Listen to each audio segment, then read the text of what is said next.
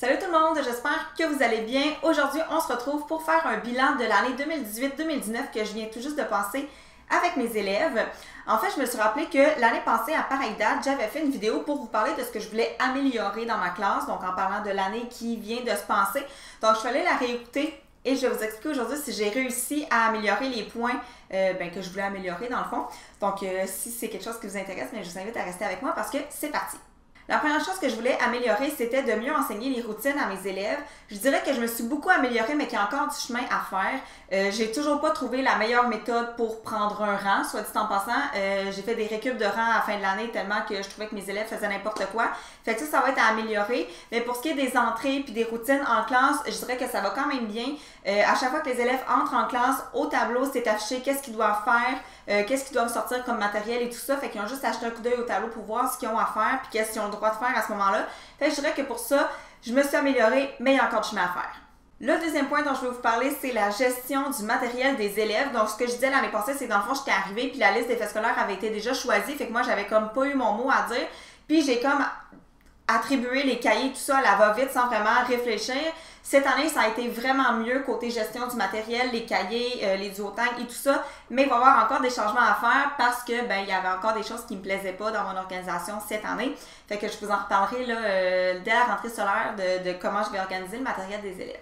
Troisième point, je me rappelais plus que j'avais mis ça dans mes résolutions de l'année, mais ça fait vraiment beaucoup de sens et c'est d'enseigner à mes élèves comment s'organiser dans un cahier. Je dirais que je l'ai fait, mais que j'aurais pu le faire encore plus puis insister.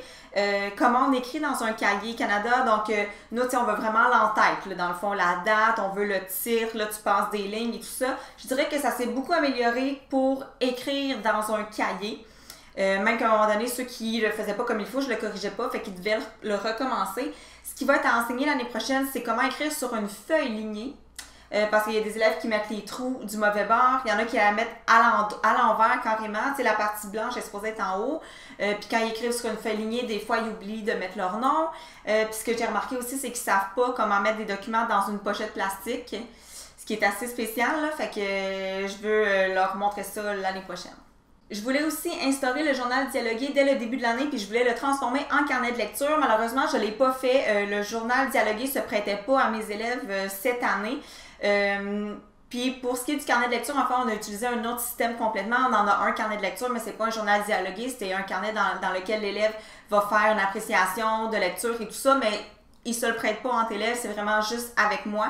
Bref, je vous en reparlerai. En fait, je pense que je vous l'ai déjà présenté, notre concours du fou de la lecture, fait que ça sert à ça. L'année prochaine, on va encore plus l'améliorer, fait que je vous en reparle. Je voulais aussi améliorer mes stratégies d'études pour mes élèves parce que je trouvais que je le faisais pas assez avec eux en classe et que je leur montrais pas comment étudier. Je voulais qu'on ait un cahier dans lequel on allait écrire les verbes et les mots. On le fait, je pense, une couple de semaines au début de l'année. Mais vu que nos élèves en 5e année ont beaucoup de mots à étudier à chaque semaine, ça prenait vraiment beaucoup trop de temps. Donc, qu'est-ce qu'on a fait finalement, c'est qu'on leur a imprimé une feuille, un canevas pour les verbes, c'est déjà prédéterminé, puis ils ont juste à remplir c'est ça, le verbe, la terminaison radicale et tout ça. Ça a été super bien parce qu'on le mettait dans le plan de travail, fait que ça les forçait à le faire, puis après ça, ils pouvaient juste étudier leur feuille pour le contrôle. Ce que je trouve par exemple, c'est qu'on n'a pas assez travaillé les mots. Je voudrais qu'il y ait tout le temps un travail des mots, avec les mots de vocabulaire dans le plan de travail pour qu'ils puissent au moins le travailler une fois à l'école.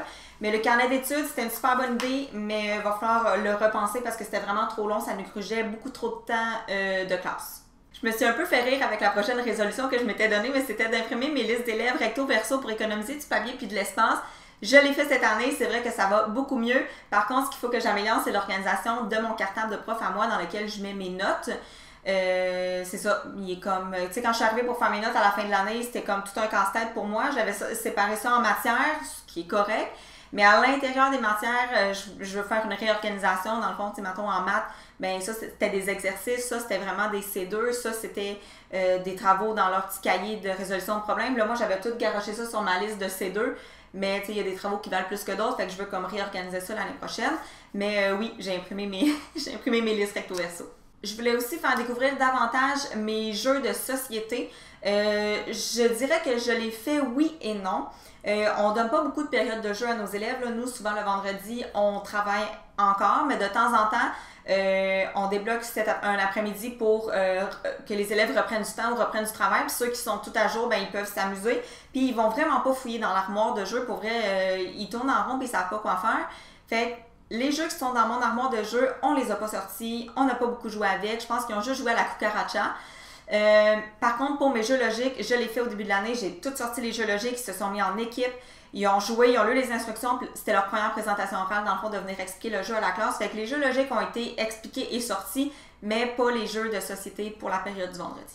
L'avant-dernier point, c'était de revoir mon système de projet personnel qui me prenait vraiment beaucoup trop de temps à gérer, puis j'avais juste pas le temps de faire ça, c'était pas possible avec les élèves qui faisaient du plan de travail, qui avaient besoin d'aide, j'avais pas le temps de gérer ceux-là. Dans le fond, cette année, j'ai pas fait de projet personnel parce que j'ai pas encore trouvé comment je pouvais faire la gestion correctement de ça.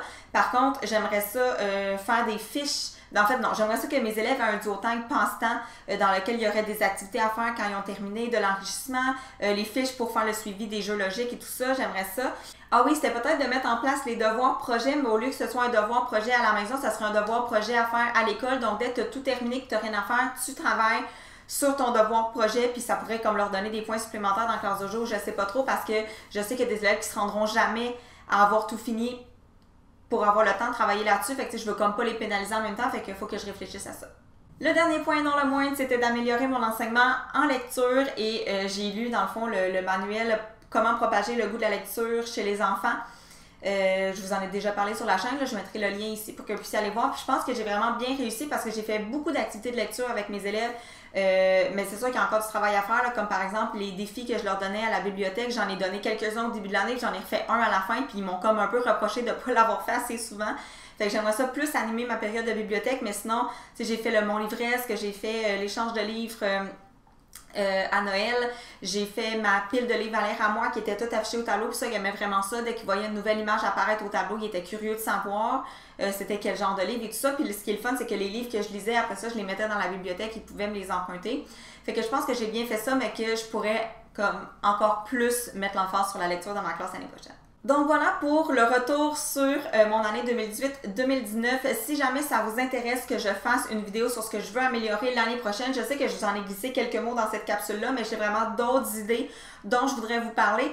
Laissez-moi savoir dans les commentaires ou laissez un pouce en l'air à la vidéo pour que je sache que vous avez un intérêt pour cette capsule-là. Et sur ce, on se revoit dimanche. Ce sera le dernier vlog d'école de l'année parce que c'est les journées pédagogiques. Et après ça, on se revoit mercredi prochain pour une autre vidéo de prof. Bye tout le monde!